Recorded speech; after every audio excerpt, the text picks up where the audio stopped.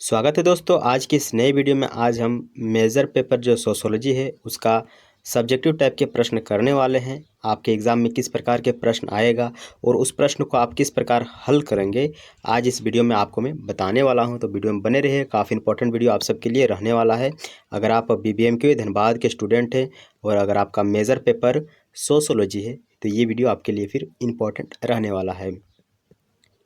दोस्तों, अगर अभी तक आप हमारे चैनल को सब्सक्राइब नहीं किए हैं तो सब्सक्राइब कर लीजिए, क्योंकि इस वीडियो में मैं आपको BBMQ का बहुत ही मस्त क्वेश्चन बताऊंगा जो कि आपके एग्ज़ाम में 100% आने की संभावना है। और ये जो चैनल आप लोग के सामने अभी नज़र आ रहा है ये स्पेशली BBMQ के छात्रों के लिए बनाया गया है। तो मैं चाहता हूँ कि आप इस चैनल को जितना जल्दी हो सके 1000 सब्सक्राइबर कंप्लीट करा के इस चैनल को मोनेटाइज करा दीजिए, ताकि मैं आप सबके लिए कुछ बेहतरीन और भी सामान लेकर आऊँ, जैसे कि बुक हो गया या फिर लाइव क्लास हो गया, ओके, डिजिटल बोर्ड में पढ़ाना हो गया। ये सब चीज़ आपको मैं कराने वाला हूँ, तो ज़रूर आप हमसे जुड़ जाइए, सब्सक्राइब कर लीजिए और वीडियो को लाइक कीजिए। ये वीडियो में आगे बढ़ते हैं। देखिए दोस्तों, प्रश्न है हमारे पास, समाजशास्त्र को परिभाषित कीजिए। इसके कार्य क्षेत्र यानी स्कोप की विवेचना करते हुए अन्य सामाजिक विज्ञानों के साथ इसके संबंधों पर प्रकाश डालिए। तो ये प्रश्न जो है ये बहुत ही इम्पोर्टेंट आप सबके लिए रह जाता है। आप इसको VVI करके रख लीजिए और इसको एक बार कॉपी में ज़रूर लिखिएगा, ताकि आप एकदम 100% इसमें नंबर ला सकते हैं। ओके, तो आइए जानते हैं पहले समाजशास्त्र की परिभाषा। समाजशास्त्र अगर आप लोग लिए हैं तो आप सबको पता ही होगा कि हमारा जो समाजशास्त्र पेपर है इसमें हम केवल समाज से संबंधित ही विषय को पढ़ते हैं। तो इसकी परिभाषा में हमें वही चीज़ देखने को मिलेगा।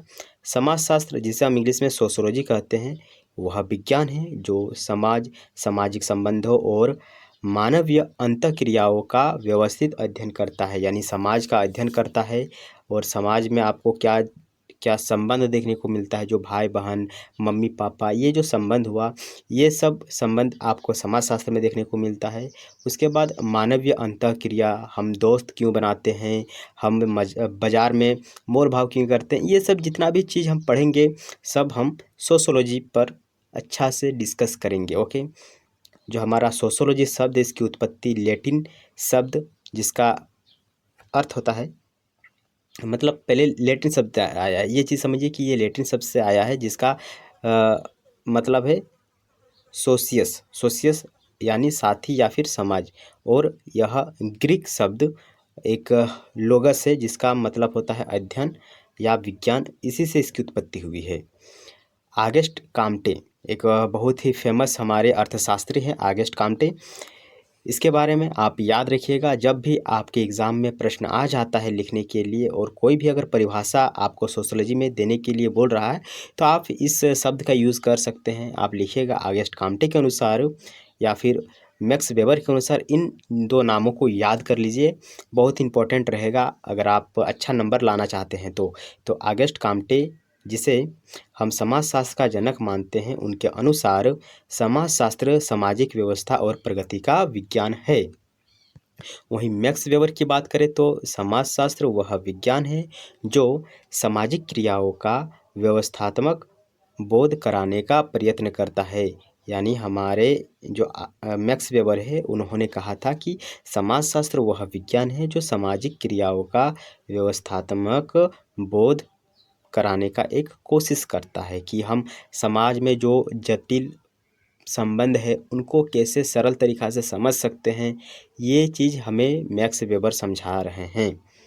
नेक्स्ट है हमारे पास इसका स्कोप। स्कोप यानी कार्यक्षेत्र। तो समाजशास्त्र के कार्यक्षेत्र को लेकर विद्वानों में दो मुख्य विचारधारा है। दो मुख्य विचारधारा क्या क्या है? एक है, एक सेकंड, स्वरूपात्मक संप्रदाय, जिसको हम फॉर्मलिस्टिक स्कूल कहते हैं। इसमें हमें एक नाम देखने को मिलता है जॉर्ज सिमेल, जिसे विद्वानों का मानना है कि, यानी जॉर्ज सिमेल जैसे विद्वानों का मानना है कि अर्थशास्त्र को केवल सामाजिक संबंधों के स्वरूपों जैसे सहयोग या फिर संघर्ष का अध्ययन करना चाहिए। हमारा जो समाजशास्त्र सोशियोलॉजी है ये सिर्फ समाज को लेकर सामाजिक संबंधों के स्वरूपों का ही अध्ययन करना चाहिए। ये कौन बोल रहा है? ये जॉर्ज सिमेल बोल रहा है। ओके, इतना याद रखिए, जॉर्ज सिमेल बोल रहा है। इसका कार्य क्षेत्र अभी हम नहीं पहुँचे हैं। अब आइए जानते हैं इसका अन्य सामाजिक विज्ञान, जैसे हमारा इकोनॉमिक्स हो गया और हमारा मानव शास्त्र हुआ, एंथ्रोपोलॉजी हुआ, और जो हमारा पॉलिटिकल साइंस हुआ, इन सब सामाजिक विज्ञानों के साथ हमारा सोशियोलॉजी किस प्रकार संबंधित है, क्या दोनों एक ही है या फिर अलग अलग है, अलग अलग है तो कितना अलग है और कितना एक जैसा है, ये चीज़ आइए जानते हैं। तो अन्य सामाजिक विज्ञानों के साथ संबंध। समाजशास्त्र अन्य विज्ञानों से न केवल जुड़ा है बल्कि उसके साथ ज्ञान का आदान प्रदान भी करता है। समाजशास्त्र और मनोविज्ञान यानी साइकोलॉजी के साथ हमें संबंध यहाँ देखने को मिलेगा। मनोविज्ञान व्यक्तिगत व्यवहार और मानविक क्रियाओं का अध्ययन करता है। जो हमारा मनोविज्ञान है ये एक व्यक्ति का व्यवहार पर अध्ययन करता है और मानवीय क्रियाओं का अध्ययन करता है, जबकि हमारा समाजशास्त्र जो है ये सामूहिक व्यवहार का और सामाजिक मनोविज्ञान इन दोनों के बीच सेतु का कार्य करता है। ओके, अगला है हमारे पास समाजशास्त्र और मानवशास्त्र में क्या संबंध है, यानी एंथ्रोपोलॉजी और हमारा सोशियोलॉजी में क्या संबंध है।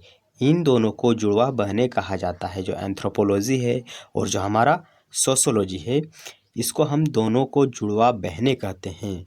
मानवशास्त्र मुख्य रूप से आदमी और प्राचीन संस्कृतियों का अध्ययन करता है, जबकि जो हमारा समाजशास्त्र है ये आधुनिक और जटिल समाजों का अध्ययन करता है। ओके, इतना याद रखिए। जो हमारा मनोविज्ञान है यानी मानव शास्त्र है, एंथ्रोपोलॉजी है, ये मनुष्य की और प्राचीन जो संस्कृति है उसका अध्ययन करता है, जबकि हमारा समाजशास्त्र है ये आधुनिक और जटिल समाजों का अध्ययन केंद्रित करता है। ओके, नेक्स्ट हमारे पास समाजशास्त्र और अर्थशास्त्र के बीच संबंध, यानी इकोनॉमिक्स एंड सोशियोलॉजी के बीच हमारा संबंध। आर्थिक क्रियाओं जैसे उपभोग, किसी भी चीज़ का उपयोग करना और उत्पादन, किसी भी चीज़ को प्रोड्यूस करना, ये हम कहाँ जानते हैं, ये इकोनॉमिक्स में हम पढ़ते हैं। सामाजिक परिस्थितियों से प्रभावित होती है। बेरोजगारी और गरीबी जैसी समस्याएं आर्थिक होने के साथ साथ गंभीर सामाजिक मुद्दे भी हैं।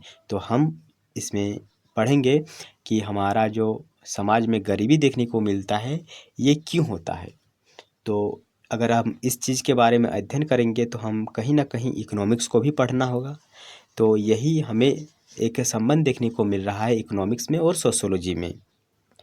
नेक्स्ट हमारे पास समाजशास्त्र और राजनीतिक विज्ञान में संबंध, यानी सोशियोलॉजी और पॉलिटिकल साइंस में संबंध।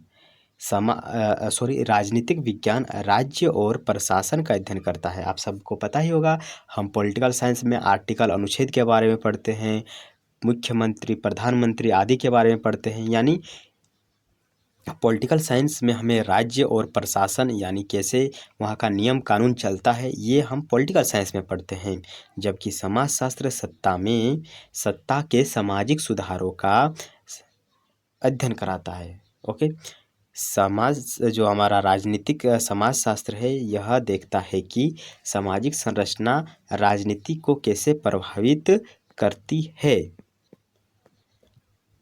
अब आइए जानते हैं आधुनिक विश्व में समाजशास्त्र की प्रासंगिकता।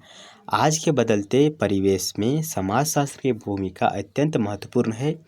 सामाजिक समस्याओं का समाधान जैसे जातिवाद, सांप्रदायिकता, अपराध जैसी समस्याओं को समझने और सुलझाने में समाजशास्त्र वैज्ञानिक आधार प्रदान करता है। विविधता की समझ भी हमें समाजशास्त्र से ही मिलती है कि हमें अपने गांव में इतने सारे कास्ट कैसे देखने को मिलता है, कहीं अदर कास्ट है तो कहीं अदर कास्ट, तो ये जो विविधता है ये आखिर हुआ कैसे, ये हम समाजशास्त्र में ही पढ़ते हैं। वैश्वीकरण के दौर में विभिन्न सांस्कृतिक और समुदायों के बीच सहिष्णुता बढ़ने के लिए समाजशास्त्र दृष्टिकोण आवश्यक है। फिर आइए हम जानते हैं नीति निर्माण। नीति निर्माण मतलब कानून कैसे बना। सरकारें जब भी कोई नई योजना बनाती है, जैसे हमारे झारखंड में आपको देखने को मिलेगा मैया सम्मान योजना। तो मैया सम्मान योजना लाने के पीछे का तर्क ये बताया जा रहा है कि महिलाओं को सशक्त बनाना, यानी उन सब के हाथ में जब पैसा आएगा तो वो कुछ अपना खर्च उठा सकती है। तो नीति निर्माण में जब हम किसी भी चीज़ का अध्ययन करते हैं तो उससे पहले हम समाजशास्त्र के विषय को एक बार ज़रूर खंगाल लेते हैं। फिर शिक्षा नीति बनाती है, यानी नई कोई अगर नई योजना बनती है तो समाजशास्त्रीय आंकड़े और शोध ही उसके आधार बनते हैं कि समाज में महिलाओं का स्तर क्या है, वो काम करती है कि नहीं करती है, उन लोग का पढ़ाई लिखाई का लेवल क्या है। ये सब जितना भी चीज़ हम जानते हैं ये हम समाजशास्त्र के अध्ययन से ही समाज को जब देखते हैं, जरूरी नहीं कि हम समाजशास्त्र को पढ़ेंगे, हम समाज को देखकर भी ये सब चीज़ों का आकलन कर सकते हैं। नेक्स्ट है व्यक्तिगत विकास, यानी स्वयं पर कैसे विकास हो।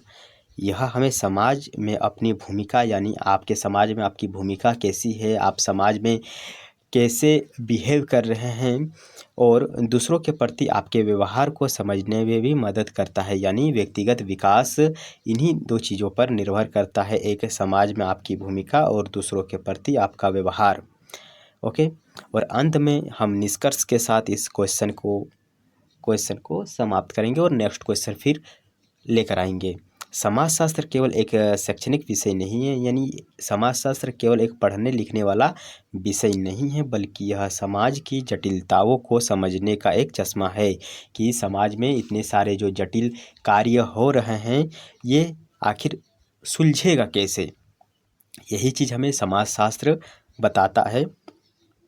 यह हमें बताता है कि हम जो है वैसे क्यों हैं, यानी हम अगर गांव में हैं तो गांव में क्यों हैं और हमारा समाज किस दिशा में आगे बढ़ रहा है, ये सारी चीज़ हम समाजशास्त्र में पढ़ते हैं। ओके दोस्तों, तो ये प्रश्न जो कि था हमारा समाजशास्त्र का परिचय देते हुए अन्य सामाजिक विज्ञानों के साथ इसके संबंध बताइए और वर्तमान में ये क्यों महत्वपूर्ण है, ये हमारा प्रश्न था। अब आइए एक बार याद दिला देता हूँ कि ये जो चैनल आप लोग के सामने अभी मौजूद है BBMKU हब, ये खास करके BBMKU के बच्चों के लिए बनाया गया है। इसलिए मैं चाहता हूँ कि आप जो भी इस वीडियो को देख रहे हैं ज़रूर इस चैनल को सब्सक्राइब करके वीडियो को लाइक कर दीजिए ताकि मैं आप सब के लिए फिर रेगुलर वीडियो अपलोड करता रहूं। साथ अभी सब्सक्राइबर है, आप जितना जल्दी हो सके इसको 1000 सब्सक्राइबर कंप्लीट करा दीजिए ताकि हमारा चैनल मोनेटाइज हो जाए और मैं आप सब के लिए फिर डिजिटल बोर्ड में पढ़ाना स्टार्ट कर दूं। ओके दोस्तों, मिलते हैं अनदर वीडियो में, तब तक के लिए take care and bye bye. और ये जो प्रश्न आपके साथ अभी मैंने डिस्कस किया, इस प्रश्न को जरूर एक बार कॉपी में नोट कर लीजिए। मैं 100% गारंटी देता हूँ कि ये प्रश्न आपके एग्ज़ाम में ज़रूर देखने को मिलेगा। ओके, तो मिलते हैं अनदर वीडियो में।